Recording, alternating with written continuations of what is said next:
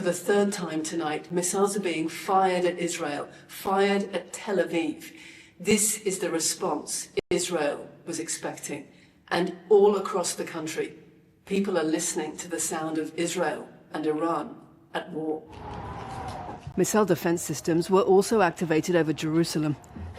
Israeli media reported several impacts across the country, including near military sites.